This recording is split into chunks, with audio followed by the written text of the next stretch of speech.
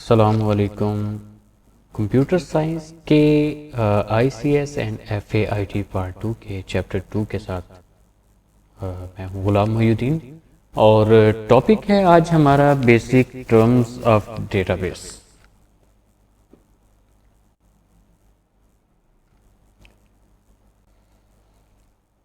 तो चलते हैं अपने टॉपिक की जानिब। पहला सवाल हमारे पास है how records and files are constructed. तो मैं तमाम बच्चों को बताता चलूँ कि सबसे पहले हमारे पास एक छोटी इकाई सबसे पहले मौजूद होती है जिसका नाम है कैरेक्टर्स, और फिर उसके बाद फील्ड, और फिर रिकॉर्ड, और फिर फाइल। इस तरह से करके हमारे पास जो फाइल्स हैं वो कंस्ट्रक्ट होती हैं कि सबसे पहले कैरेक्टर्स होते हैं। कैरेक्टर्स क्या चीज़ है? बेसिकली कैरेक्टर आप गौर कीजिएगा, A, B, Z, 1, ये सब जो है मैंने एग्जांपल दिए हैं कि कैरेक्टर्स, कोई भी एक हर्फ एक कैरेक्टर कहलाता है और इसका वेट जो होता है वो 1 बाइट के बराबर होता है, यानी 1 बाइट के घेरता है मेमोरी पर। और इसके बाद आगे बढ़ें, जब बहुत सारे कैरेक्टर्स मिल जाते हैं तो तब एक फील्ड बनती है और इसको हम डिफाइन जो करते हैं वो कुछ इस अंदाज में करते हैं, अ कलेक्शन ऑफ वन और more related characters is called field. जब बहुत सारे कैरेक्टर्स जो आपस में रिलेट करते हुए एक जगह पे इकट्ठे हो जाते हैं तो वो एक वर्ड बनता है। बेसिकली एक वर्ड हो या मल्टीपल वर्ड्स हों तो हम उसको एक फील्ड बोलते हैं। फॉर एग्जाम्पल मैं अभी बात करता हूँ, ये लफ्ज़ लिखा है कैट, तो इसमें देखिएगा CAT, 3 कैरेक्टर्स मिले, एक फील्ड बनती है। और ये आपके पास एग्जाम्पल यहाँ पे मौजूद है, ये तमाम फील्ड्स हैं और इसका नेम जो होगा ये ऊपर टाइटल के तौर पे दिया जाता है। ये कॉलम का नेम भी होता है, इसी को एट्रीब्यूट का नेम बोलते हैं, इसी को फील्ड का नेम बोलते हैं। और उसके नीचे एक मखसूस तरह की वैल्यूज़ जो हैं वो पुट कर दी जाती हैं और इस तरह से एक फील्ड जो होती है वो अपना डेटा मुकम्मल करती है।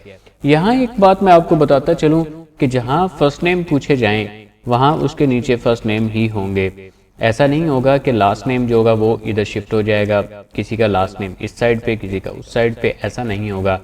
तो फर्स्ट नेम जहाँ पूछे गए वहाँ पे फर्स्ट नेम, जहाँ लास्ट नेम पूछे गए वहाँ पे लास्ट नेम, और जहाँ पे एड्रेसेस पूछे गए वहाँ पे एड्रेसेस ही होंगे। और जहाँ पे सिटी पूछा गया उसके नीचे जाहिर है सिटी ही होगा। और ये बात ज़रा जहन में रखिएगा कि किसी एक कॉलम में 2 मुख्तलिफ तरह का या मिलता जुलता डेटा जो होगा वो आप पुट नहीं कर सकते, इससे डेटा में कुछ प्रॉब्लम्स पैदा होते हैं। सो बिल्कुल हम अलग अलग कर देते हैं हर टाइप को, कि फर्स्ट नेम और लास्ट नेम जैसे अलग कर दिया गया है तो उसमें, और एड्रेस में जैसे सिटी अलग कर दिया गया है तो फिर सिटी अलग ही रहेगा, और एज है तो उसमें सिर्फ एज के बारे में ही बात होगी, किसी और एट्रीब्यूट की बात वहाँ पे नहीं की जा सकेगी। तो इस तरह से कैरेक्टर्स बहुत सारे मिलते हैं तो एक फील्ड बनती है। और इसी तरीके आगे बढ़ते हैं, बहुत सारी फील्ड्स अगर मिल जाती हैं तो वो फिर एक रिकॉर्ड बन जाता है। जैसे हम ये देखते हैं कि product ID, product name, category, unit price, stock and discount वगैरह, ये सब फील्ड्स हैं और फील्ड्स के ये नाम है, आगे ये फील्ड्स हैं जहाँ पे डेटा स्टोर किया गया है। तो ये सब फील्ड्स जब आपस में मिल जाती हैं तो ये एक चीज़ के बारे में रिकॉर्ड बन जाता है। ये किसी पर्सन के बारे में हो सकता है, किसी चीज़ के बारे में हो सकता है, किसी इवेंट के बारे में कोई डिटेल्स हो सकती हैं। तो ये सब जो हैं एक रिकॉर्ड की सूरत बन जाते हैं उस वक्त जब ये इस कंडीशन पे आ जाएं कि ये तमाम इकट्ठे आपके सामने मौजूद हैं, तो हम इसको बोलेंगे वन रिकॉर्ड। और इसकी डेफिनेशन देख लीजिए, अ collection of related fields is called record.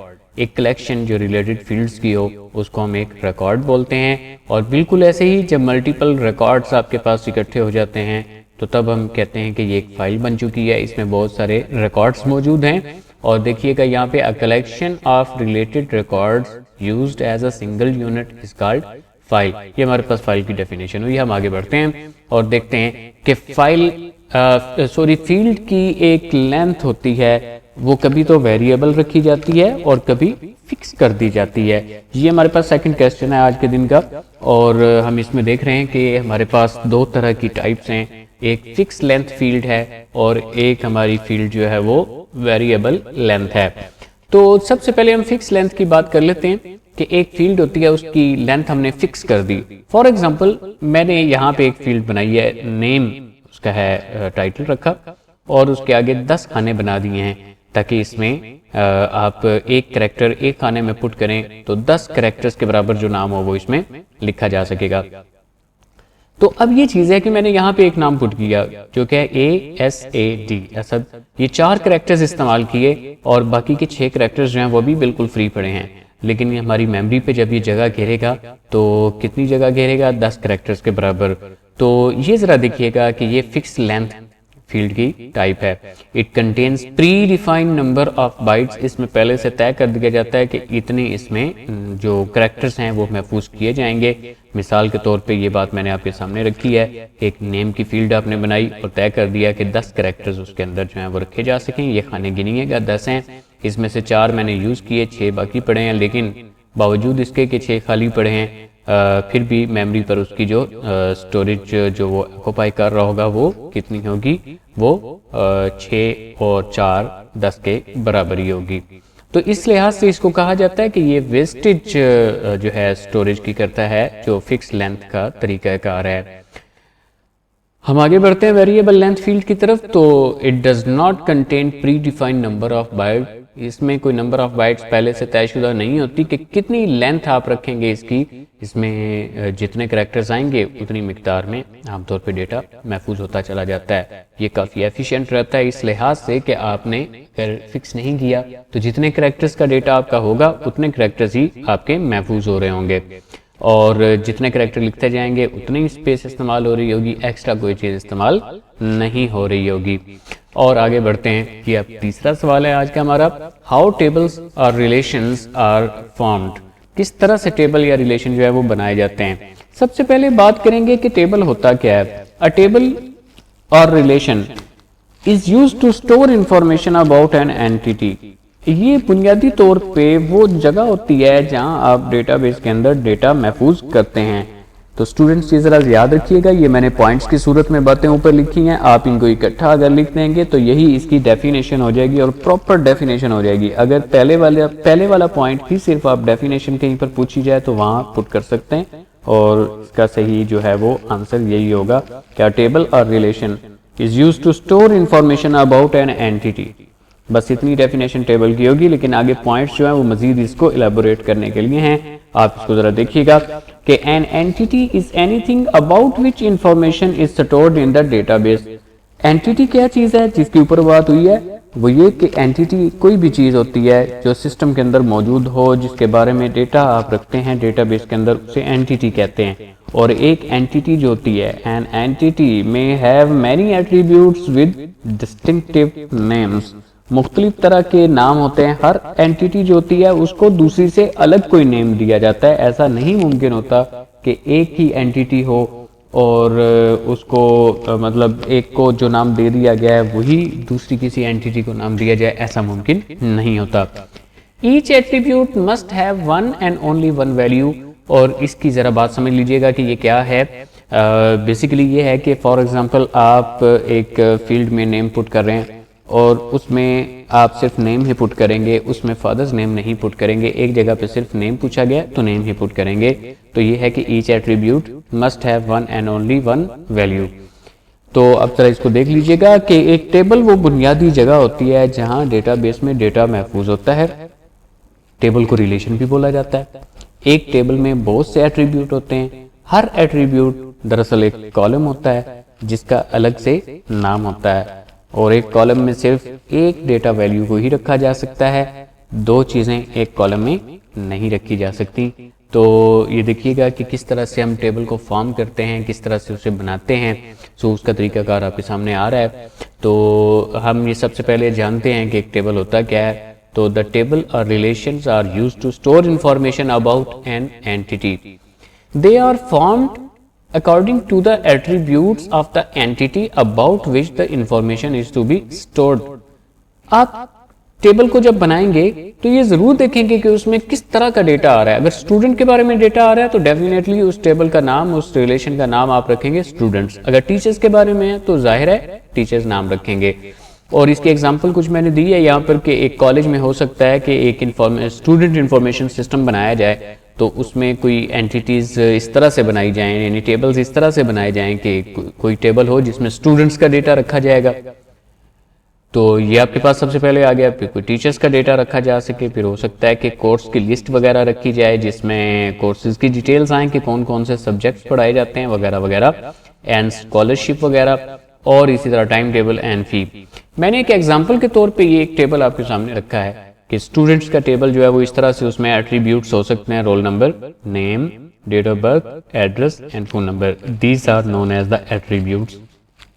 ये मैं पहले बता चुका हूँ कि ये सब जो होंगे कॉलम्स, इनके नेम जो होंगे वो कॉलम नेम्स, एट्रीब्यूट नेम्स या फील्ड नेम्स भी कहलाएंगे। और ये सबसे ऊपर इसलिए हैं कि इसके नीचे अब जो डेटा आ रहा होगा वो सारा इसी से रेलिवेंट होगा कि इसके नीचे रोल नंबर, इसके नीचे नेम और इसके नीचे डेट ऑफ बर्थ वगैरह वगैरह। सो बच्चों, अब देखते हैं कि इसको बनाने का तरीकाकार क्या है। जब आपने वैसे लिखकर शो करना हो कि टेबल किस तरह से बना हुआ है, तो टेबल को हमेशा उसका नाम जो है वो इस तरह कैपिटल लेटर्स में आपने लिखना है और ब्रैकेट्स में उसकी फील्ड्स लिखनी है। जब हम डेटाबेस में रियल अंदाज में टेबल क्रिएट करते हैं तो वो शक्ल कुछ यूं उसकी होती है, लेकिन जब आप वैसे इसको लिख रहे होते हैं तो तब ये अंदाज होता है। डेटाबेस डिज़ाइन प्रोसेस का अंदाज जो है वो आपके सामने मौजूद है और आप इसको आगे भी यूज़ करने वाले हैं। ये तरीकाकार ज़रा ज़हन में रखिएगा। हम आगे बढ़ते हैं इसी टेबल को लेते हुए और कुछ खास बात करते हैं कि एक टेबल में हम डेटा पुट कर देते हैं। वो डेटा पुट किया हुआ जब हम देखना चाहते हैं तो उसको बोलते हैं एक व्यू। अच्छा, डेटा मखसूस तरह का देखते हैं तो वो जो डेटा मखसूस तरह का हम देखना चाह रहे हैं वो मुमकिन होता है एक लैंग्वेज में, और उस लैंग्वेज का नाम है SQL, the structured query language. इसका तारुफ आपने पहले भी पढ़ा चैप्टर 1 में। अभी हम इसकी बात कर रहे हैं कि SQL जो है वो इसके लिए इस्तेमाल होती है। तो व्यू की डेफिनेशन सबसे पहले देखिएगा। A view is a virtual table that displays data from one और मोर टेबल्स।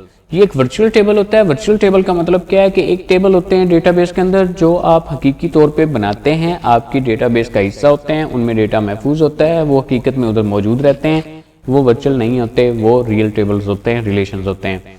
और एक टेबल वक्ती तौर पे बनता है, आपको डेटा शो करता है और फिर जैसे ही आप ऑफ करते हैं, आप कहते हैं जी आप ठीक है, ओके, देख लिया हमने डेटा जो देखना था या रिपोर्ट जो निकालनी थी वो निकाल ली, तो अब ये जाहिर ना हो, वो ख़त्म हो, तो वो फिर ख़त्म हो जाता है, वो टेबल मौजूद नहीं रहता। फिर जैसे ही आप एक क्यूरी रन करते हैं वो टेबल क्रिएट हो गया आपके सामने आ जाता है और इसको हम बोलते हैं virtual table. So the user can specify the records to be displayed. User जो रिकॉर्ड देखना चाहता है वो उसको उसमें नजर आ जाते हैं और वो अपना काम इस्तेमाल में ला सकता है। फॉर एग्जाम्पल, अगर मैं पिछले टेबल की तरफ जाऊं तो इस टेबल में हमारे पास roll number, name, date of birth, address और फोन नंबर्स। अगर यहाँ फर्ज करें कि बहुत सारा डेटा बच्चों का पुट किया गया है और मैं ये कहता हूँ कि सिर्फ मुझे रोल नंबर और फोन नंबर चाहिए, तो आइए इस तरफ जरा देखते हैं कि एक टेबल में मौजूद डेटा में अगर आप मुकम्मल तौर पर उसे नहीं देखना चाहते या चाहते हैं कि मदरजा झेल टेबल में से कोई सिर्फ आपको रोल नंबर्स और फोन नंबर नजर आए, तो इसके लिए आप व्यू को इस्तेमाल करेंगे। अब मैंने ये फिर से आपको शो किया कि देखिए role number, name, date of birth और एड्रेस और फोन नंबर। हमें चाहिए सिर्फ रोल नंबर और फोन नंबर्स, तो इसके लिए हम व्यू का इस्तेमाल कर सकते हैं और a view can be created in SQL। आओ बच्चों देखते हैं कि किस तरह से व्यू क्रिएट होता है। व्यू क्रिएट करने के लिए आपको SQL की सिंपल कमांड्स का इस्तेमाल करना होता है। SQL की बड़ी सादा सी कमांड्स यहाँ पे ये दो याद रखिएगा, सिलेक्ट और फ्रॉम। इसमें तीसरा एक पार्ट है वेयर, वो इंशाल्लाह हम आगे पढ़ते हैं कि वो क्या है। तो सबसे पहले हमने ये लिख दिया क्रिएट व्यू। ये SQL की ज़बान है। SQL के अंदर हम इस तरह से प्रोग्रामिंग करते हैं, उसका ये तरीकाकार है। SQL में जब काम करें तो वहां पे ये आप लिखें तो ये काम इस तरह से होगा। एक टेबल को मैंने पॉपुलेट कर दिया है, एक टेबल को देखिएगा मैंने पॉपुलेट कर दिया, इधर डेटा इसमें पुट कर दिया है। इस डेटा में देखिए रोल नंबर्स मैंने कुछ पुट किए हैं, फिर कुछ नेम्स, कुछ डेट ऑफ बर्थ हैं और कुछ एड्रेसेस हैं और फोन नंबर्स हैं। ये मैंने डेटा इधर रख दिया। अब देखिए क्रिएट व्यू, ये हमने व्यू का नाम रखा स्टूडेंट व्यू एज। आगे आइए select role number and phone, role number और कोमा लगा के फोन। हमने ये दो चीजें ही निकालनी थी इसलिए हमने ये दो चीजें रख ली। फ्रॉम कहां से, ये टेबल का नाम देना होता है, हमने स्टूडेंट टेबल जो स्टूडेंट्स टेबल हमारे पास है उसमें ये कर दिया। फुल फॉर्म टेबल की यूं आएगी आपके सामने, लेकिन आफ्टर अप्लाइंग द व्यू, जब ये वाला आप एक जो स्ट्रक्चर आपने बनाया इसको जब अप्लाई करेंगे इस टेबल पर, देन ये क्या करेगा, आपको एक आउटपुट देगा जो इस तरह का होगा। इसमें सिर्फ रोल नंबर्स, और ये बेशक 1000 स्टूडेंट्स का डेटा हो, 1000 स्टूडेंट्स का डेटा ऐसे आपके सामने आ जाएगा और उनके फ़ोन नंबर्स आ जाएंगे। सिर्फ उतना ही डेटा जितना आपको रिक्वायर्ड है। उम्मीद करता हूँ कि आप समझ रहे हैं। अगर कोई चीज़ समझ में ना आए तो कमेंट्स में ज़रूर लिखिएगा, मैं कमेंट्स का फौरी रिप्लाई करता हूँ और इंशाल्लाह ताला आपको उसमें सेटिस्फैक्ट्री जवाब इंशाल्लाह ताला फ़ौरन पोस्ट कर दिया जाएगा। तो आगे चलते हैं। मैं वेयर क्लास का इस्तेमाल भी कर रहा हूँ। तो अब create view, student view as, और select role number comma phone और फ्रॉम स्टूडेंट्स। ये यहाँ तक बात बिल्कुल सेम है, लेकिन मैंने वेयर क्लास ऐड कर दिया यहाँ पे। Where role number is equal to 004। 004 जो है वो सिर्फ अब मैंने सिलेक्ट किया, यहाँ पे इसको बता दिया। अच्छा, एक बात और कि जहाँ आपकी स्टेटमेंट्स एंड होगी वहाँ पे एंड पे टर्मिनेटर लगाएंगे, ये वाला, ये ज़रूर लगाएंगे। ये सी लैंग्वेज में आप लोग जानते हैं इसको कि ये टर्मिनेटर कहलाता है। ये फुल स्टॉप के इक्वल काम करता है। ये ज़रूर लगाना है एंड पे, लेकिन लगाना एंड पे ही है। जहाँ स्टेटमेंट को टर्मिनेट करना होता है वहाँ पे ये इस्तेमाल होता है।